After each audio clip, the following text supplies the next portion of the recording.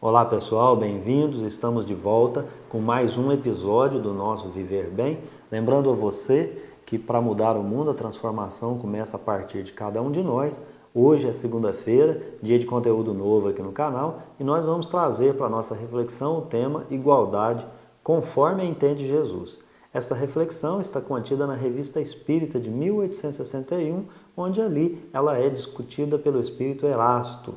Nós sabemos que o tema igualdade já foi debatido e objeto de investigações filosóficas desde a antiguidade. Nós sabemos que a ciência conceitua o tema como uniformidade, paridade e semelhança. Sabemos também que o filósofo Aristóteles pensava a igualdade como regra de conduta, onde se deveria tratar os iguais como iguais e desigualmente os diferentes. Porém, as estratégias humanas, não conseguindo uniformizar, padronizar, criou para as relações sociais as diferenças, principalmente aquelas traduzidas em grupos. Daí surgiram as castas, os estamentos e as classes sociais. Na atualidade, o direito vai esclarecer que nas relações sociais todos são iguais perante a lei, onde somos submetidos a ela gozando de mesmos direitos e deveres. Já o Espiritismo, evoluindo este conceito, vai nos ensinar, pelo manancial do Consolador Prometido, que a igualdade é uma lei moral, tendo em vista que reflete o amor divino. Como nos ensina o Espírito Erasto, o cristianismo veio na Terra com a missão de propagar a ideia igualitária, não conforme os seres humanos e suas estratégias a compreendiam, mas sim como ela foi ensinada pelo Cristo na cruz, onde ele respeitou plenamente a liberdade individual. Desta forma, o próprio apóstolo Paulo, na Epístola aos Gálatas, capítulo 3, versículos 27 a 29, esclareceu que todos nós somos um em Cristo e procurou esclarecer o que isso significa, que não significa que somos um em relação ao corpo, mas sim na relação social. Isto é, em Cristo Jesus não existe distinção, vale dizer, não há nenhum tipo de preconceito. E aí, é claro que nós vamos encontrar o caminho para aprender a nos tratar como irmãos. E, obviamente, na mensagem trazida por Jesus, não constava nenhum tipo de revolução, isto é, fim da propriedade privada, fim da família, fim dos vínculos matrimoniais, acasalamentos temporários, filhos sob cuidado do Estado, ou aquelas leis que eram conventuais para a manutenção das diferenças entre classes. Não. Isso não constava do ensino do Cristo. Ao contrário, a missão do cristianismo, conforme Cristo veio ensinar na Terra, seriam as leis divinas. E é então que Allan Kardec, na questão 627 de O Livro dos Espíritos, questiona se Jesus ensinou as leis de Deus, qual seria a utilidade do Espiritismo? Nós nos lembramos daquela epístola de Paulo aos Gálatas e os Espíritos, então, vai dar esta resposta. A missão do Espiritismo é propagar a ideia de fraternidade, mas também uma ideia de fraternidade conforme o próprio Jesus a compreende, isto é, fazer a verdade, ou melhor, o Evangelho de Jesus, ser compreendido por todos. Talvez para a nossa compreensão, aquela ideia do Cristo na cruz pode não expressar exatamente o que nós vamos compreender da ideia igualitária. E é aí que Erasto então disse que Cristo explicou a ideia de igualdade quando ele disse a célebre frase: dai a César o que é de César. E é interessante que Allan Kardec, no Evangelho segundo o Espiritismo, no capítulo 11, no item 5, ele vai explicar essa frase dita por Jesus. Ele conta a história, dá o contexto e diz o seguinte: nesta mensagem, Jesus ensinou o respeito recíproco, cumprir os deveres com a família, com a sociedade, com a autoridade e principalmente com os indivíduos. E ele finaliza dizendo que é o meio eficaz de se estabelecer justiça, paz e fraternidade. Traduzindo num bom português, cumprir as regras estabelecidas pela própria sociedade é um meio de estabelecer justiça, paz e fraternidade. Erasto é bem esclarecedor e ele vai, com todas as letras, explicar como é que Jesus entende igualdade e vai nos dizer, deixando para nós uma lição. Diz Erasto: a igualdade como a entende Jesus é o nosso direito, conforme o nosso dever cumprido, de subir na hierarquia dos espíritos e um dia atingir mundos avançados onde reina a perfeita felicidade. Esta frase, bem sucinta, nos traz todas as pistas de como nós devemos compreender a mensagem do Cristo. Nosso direito conforme nosso dever cumprido. Então aí nós temos uma regra paritária. Temos direito desde que os deveres sejam cumpridos. Subir na hierarquia dos espíritos. Isto é, o nosso direito é o de evoluir. Então, como é que os espíritos puros agem, como eles atuam? Nós não podemos nos esquecer que igualdade, sendo uma lei moral, ela precisa ser lembrada neste momento da nossa reflexão.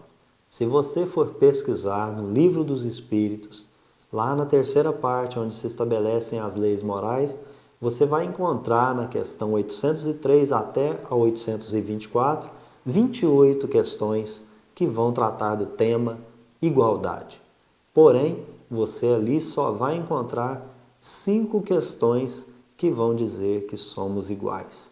Nas outras todas, nós somos especialmente distintos, diferentes. E é muito interessante vermos então uma lei de igualdade nos ensinar que somos diferentes. Numa síntese que nós fazemos aqui para você, nós vamos ter 5 hipóteses de igualdade. Os espíritos foram criados todos iguais, estão submetidos às mesmas leis, tendem ao mesmo fim, homem e mulher são iguais em direitos, mas não em funções, e todos são iguais perante o túmulo. Portanto, estas são as expressões de igualdade segundo o Espiritismo. Mas o que é para nós, os espíritas, o Espiritismo? O Espiritismo estuda o quê? As relações que se estabelecem entre os espíritos encarnados e desencarnados e as consequências destas relações. Ora, o próprio Allan Kardec, no mesmo lugar onde ele esclareceu o que nós acabamos de dizer, ele vai também nos ensinar. Está lá na obra O que é o Espiritismo, no início, no preâmbulo, onde o codificador vai esclarecer. A doutrina espírita contém a solução dos problemas do mais alto interesse, de ordem psicológica, moral e filosófica, que diariamente se nos apresentam. Ora, a indagação é, se nós temos todo esse manancial como espíritas, por que nós não somos as melhores pessoas? Por que será que nós ainda não avançamos como deveríamos? Isto porque nós observamos padrões de intolerância no meio espírita, quando os temas abordados serão o modelo familiar, a solução para a criminalidade, a liberdade feminina, bem como as questões de gênero ou da opção sexual. As nossas soluções que temos percebido são sempre a eliminação dos diferentes. E nós não podemos nos esquecer que lá no capítulo onde vai tratar da igualdade, os espíritos vão nos ensinar que nós não somos iguais porque temos aptidões diferentes e também estamos em graus diferentes de perfeição. Os conceitos vários que existem podem não ser os mesmos. Eu posso ter um conceito de fortuna e de riqueza diferente do seu.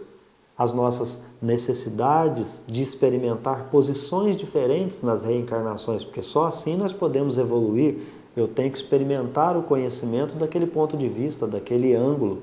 Temos necessidade de avançar tanto em moral como em inteligência, mas sempre utilizando o livre-arbítrio. Por isso o ensinamento de Jesus com respeito à plena liberdade individual, sem nunca forçar ninguém. Mas por que será que é tão difícil para cada um de nós compreendermos que somos, na verdade, muito diferentes, que cada um tem sua aptidão, o seu dom e que cada um está num grau evolutivo diferente, portanto, nós deveríamos nos tratar como irmãos, ter a tolerância necessária. Por que isso é tão difícil? Segundo Emmanuel, no capítulo 101 da obra Fonte Viva, onde ele comenta o versículo 21 do capítulo 2 da epístola de Paulo aos Filipenses, que diz: porque todos buscam o que é seu e não o que é do Cristo Jesus. Segundo Emmanuel, nós não queremos aprender com Jesus aquela lição que ele está nos ensinando. Nós não temos nem a vocação para estudar com o Cristo a ciência divina de ligação com o Pai. Nós chamamos ele de mestre, mas na hora de que nós realmente precisamos pôr em prática as lições, por trás de tudo há sempre a cortina do eu, onde nós ficamos cegos para enxergar o outro, para enxergar o próximo, para enxergar a verdade. Em todos os passos da nossa luta humana, da nossa jornada, de modo geral, nós procuramos nós mesmos, nós procuramos ver no outro sempre o nosso próprio reflexo. E na questão 895 de O Livro dos Espíritos, Allan Kardec vai perguntar como é que nós vamos detectar a imperfeição. Coadjuvando com esta obra que nós acabamos de mencionar, os Espíritos vão responder que é indício da imperfeição quando há nas ações humanas o interesse pessoal, que não há abnegação, que não há renúncia, que não há inclusão do outro, onde não há tratamento fraterno. Na realidade, nós colocamos uma máscara para dizermos que somos os pseudo-homens de bem, mas na realidade, no fundo, nós temos o interesse pessoal. Portanto, está aí o obstáculo a ser vencido. Como então que nós vamos vencer esse obstáculo? Há um roteiro? Tem como a gente vencer essa cortina do eu? Tem como a gente não ter mais esses vestígios de imperfeição e a gente não colocar o interesse pessoal em nossas ações? Pois é, tem sim. Está comentado lá no capítulo 17, com o sugestivo título Sede Perfeitos, onde o roteiro estabelecido é aquele mesmo do Evangelho de Jesus em Mateus capítulo 5, versículos 44 a 48. Portanto, ali nós estamos aprendendo como é cumprir o nosso dever para subirmos na hierarquia, então atingirmos a perfeição, nos tornarmos filhos de Deus, que é a síntese daquela frase que Erasto nos trouxe agora há pouco. Diz o evangelista Mateus que nós devemos amar os inimigos, pagar o ódio com o bem, orar por aqueles que nos perseguem e caluniam, para sermos filhos do nosso Pai que está nos céus. Se essa afirmação de Mateus ainda não ficou bastante clara, nós vamos buscar lá no capítulo 39 do livro Nosso Lar, a Dona Laura dizendo o seguinte: quem não se adaptar à lei de fraternidade e compreensão não atravessará essas fronteiras. Enquanto odiarem, serão ímãs desequilibrados, sofrerão e não poderão penetrar as zonas de atividade superior. Portanto, se nós não cumprirmos aquele roteiro, não seremos filhos de nosso Pai que está nos céus. E para colocarmos um pouco mais de tempero na nossa reflexão, o Espírito Lázaro comenta o dever no item 7 deste mesmo capítulo 17, Sede Perfeitos, onde ele vai dizer que nós temos o dever de não ameaçar a felicidade alheia. O nosso dever vai terminar quando eu não fizer para o outro aquilo que eu não quero que faça para mim. Mas eu tenho certeza também que você já está aí raciocinando sobre aquelas criaturas que são colocadas ao nosso lado e que perturbam de modo grave a nossa vida, o nosso relacionamento humano, a nossa própria evolução. Diz Santo Agostinho, no item 9 do capítulo 14, honrai o vosso pai e a vossa mãe, que Deus permite que esses espíritos inferiores se encarnem do nosso lado para aurir bons conselhos, bons exemplos, porque fazem parte da nossa família espiritual e Deus quer que eles sejam recebidos como irmãos. Claro, eles vão causar perturbações, mas diz Santo Agostinho que é ali que estão as provas e as tarefas. Enquanto eles estão apreendendo os exemplos, nós estamos com a nossa tolerância e nosso amor evoluindo. Está aí o dever. E é assim que nós devemos recebê-los, segundo Santo Agostinho nos adverte, como irmãos. E para encerrar, nós vamos nos lembrar que é dado a cada um segundo a sua obra. Para evoluir bem, o roteiro é amor e caridade. Não há nenhum outro julgador a não ser a nossa própria consciência, onde ali estão gravadas as leis imutáveis, as leis divinas. Todos nós chegaremos, pelos nossos próprios méritos, à suprema pureza.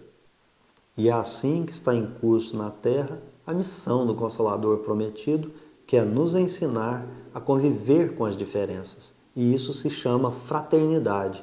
É por ela que nós vamos aprender que diferença nunca será nenhum tipo de obstáculo. Pelo contrário, é a partir das diferenças, vivendo fraternalmente, que nós vamos conseguir nos sentar comungando sempre o respeito mútuo. Não importa se a sua ideia é diferente da minha, se o seu pensamento é diferente do meu, se a sua atitude não é a mesma minha atitude. O que importa é se eu consigo respeitar a você, assim como você também está me respeitando. Isso é fraternidade. E é isso que nós desejamos para o mundo. Viver bem é isso. Mudar o mundo começa a partir de cada um de nós. Boa evolução para todos nós.